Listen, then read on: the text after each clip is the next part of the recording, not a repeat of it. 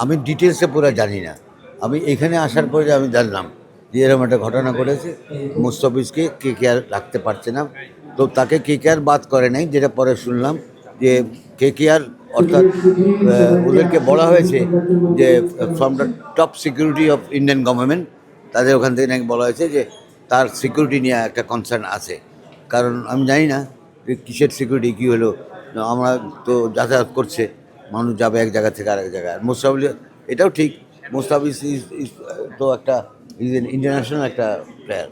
তো এটা ডিটেলস আরও পরে আমরা জানতে পারবো। আইপিএলে একজন মাত্র ক্রিকেটার যেটা দল পেয়েছে, তাকে আপনি নিলেন, নিয়ে বাদ দেওয়া হলো, মানে বাংলাদেশকে কি একটু ছোট করা হলো কিনা? বা সামনে তো বিশ্বকাপ আছে, যে নিরাপত্তার কথা বলছেন, বাংলাদেশ বিশ্বকাপ খেলতে যাবে, সেখানে তো নিরাপত্তার একটা কনসার্ন থাকবে। সেটা দেখবে ক্রিকেট বোর্ড। ইয়েস, আপনার কথার প্রশ্নের একটা আছে যে আপনাকে যদি এখনই নিরাপত্তা দিতে না পারে আমাদের মুস্তাফিজকে, তো বাংলাদেশ টিম তো ওয়ার্ল্ড কাপ খেলবে তো ইন্ডিয়াতে ভেনু। বাট তো এটা it is a very serious matter আমি মনে করি। কারণ আজকাল শুধু ক্রিকেট না, সব খেলাতে কিন্তু সিকিউরিটি আসপেক্টটা সবচেয়ে বড় গুরুত্ব বহন করে। আর এই মুহূর্তে আমাদের সঙ্গে কিন্তু ভারতের একটা টানাপোড়েন চলতেছে ইন্ডিয়ান গভর্নমেন্টের সঙ্গে এসে রাজনৈতিকভাবে। আমি জানি না সেই রাজনৈতিক ব্যাপারগুলো কি এখানে আসছে কিনা। যদি এটা আসে এখানে, যদি খেলাধুলার মধ্যে, আমি মনে করবো এর থেকে দুঃখজনক ব্যাপার আর কিছু হতে পারে। ভাই, আপনি যেটা বলছিলেন, আপনি একটা সময় দেশের স্বার্থে ব্যাট হাতে নেমেছিলেন। এখানে আসলে ক্রিকেট থেকেও ক্রিকেটের বাইরে দেশের স্বার্থটা চলে আসছে। একজন বাংলাদেশিকে বয়কট করছে ভারতীয়রা। বাংলাদেশকেও কি একটু ভাবার উচিত কিনা, বা আপনি এক্স ক্রিকেটার হিসেবে কি বলবেন? আমি বলি যে এটা আমি আবার খোঁজার চেষ্টা করেছি যে কোত্থেকে হইলো এটা। পরে জানলাম যে এটা ইন্ডিয়ান গভর্নমেন্ট, তারা কেকেআরকে বলেছে, কলকাতা নাইট রাইডার্সকে, যে তোমরা ওকে করো না, এখন অনবোর্ড রেখো না, ওকে খেলাও না, because there is a security আসবে।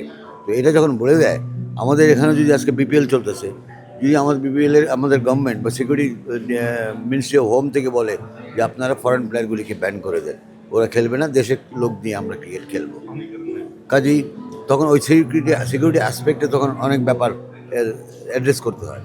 But what ever has happen it's a very, খুব দুঃখজনক। আমাদের একটা প্লেয়ার এত উঁচু দামে বিক্রিটা বড় কথা না, ওটা হলো যে কে বেশি দামে বিক্রি হয়, যার ভিতরে কোয়ালিটি আছে, তাই না? তো সেরকম। বাট আমি মনে করি এই জিনিসটা নিয়ে হয়তো ক্রিকেট বোর্ড কথা বলবে, আমাদের ক্রিকেট বোর্ড বলতে পারে ইন্ডিয়ান ক্রিকেট বোর্ডের সঙ্গে। বাট আরেকটা বড় জিনিস হবে যে আমাদের ওয়ার্ল্ড কাপটা ভেন্যু কিন্তু ইন্ডিয়াতে আছে। তো মুস্তাফিজ তো আমাদের ওয়ার্ল্ড কাপ টিমে থাকবে, তাই না? তো মুস্তাফিজ যদি থাকে ওয়ার্ল্ড কাপ টিমে, তখন তাকে আমরা তো পাঠাবো, তার সিকিউরিটি দেওয়া তো তখন তাদের হবে। সেক্ষেত্রে আমাদের এটা ইজ টু আর্লি টু কম, এটা এখন টু আর্লি হয়ে গেছে। বাট আমার মনে হয় গুড সেন্স উইল প্রিভেল। আবার শ্রীলঙ্কাতে যে আপনি সেফ, আপনি বলবেন কীভাবে? সবচেয়ে বড় বড় অনেক ঘটনা শ্রীলঙ্কাতেও ঘটেছে।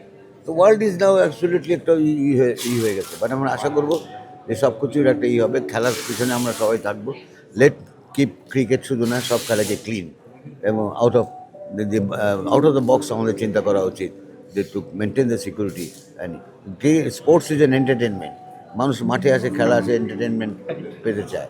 আর সে যে কোনো দলের সাপোর্টার হোক বা না হোক, ওভারঅল সে ক্রিকেটটাকে এনজয় করে, সেটা আমরা আশা করতে পারি।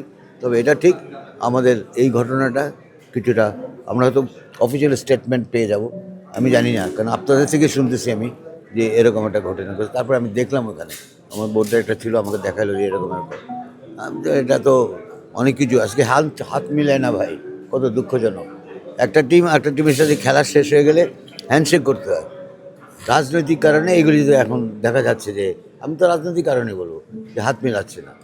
আমি লাস্ট ইসের কথা বললাম যে ইভেন্ট এশিয়া কাপের, এবং এখনও তারপরে জুনিয়রটাতেও দেখলাম। তো আমি একটা জুনিয়রদের তাহলে আমি কী শিক্ষা দিচ্ছি? আমি তাদেরকে কী তাদেরকে আমরা এত ইউথ ক্রিকেট এইগুলো এখানেই আজকে প্রেজেন্টেশন করলাম, ওদেরকে যে আমরা ভ্যালু শেখাবো, ও ব্যাটে, এটা তো দেশের মধ্যে থেকে ইন্টারন্যাশনাল চলে যায়। তো ইট ইজ মানে আমরা কী মেসেজটা দিতে পারছি আমরা এই ইয়াং প্লেয়ারদেরকে? I am sure they are not liking it. তারা চায় না, এবং তারা বাইরে যেয়ে তারা তো কথা বলতেছে, ডিনার করতে যায়, কিন্তু তো আমি এক্সিবিট করতেছি এটা। তো এটা খুব দুঃখজনক। কাজে এখন রাজনীতি সব জায়গায় রন্ধে রন্ধে ধরে গেছে। সেখান থেকে আমাদের সবাইকে আমি একটা আবেদন করবো, মানে আমার আবেদনে কিছু কত কাজ হবে জানি না, আপনারা সবাই মিলে এটা লঞ্চ করেন। এটা please keep sports out of politics.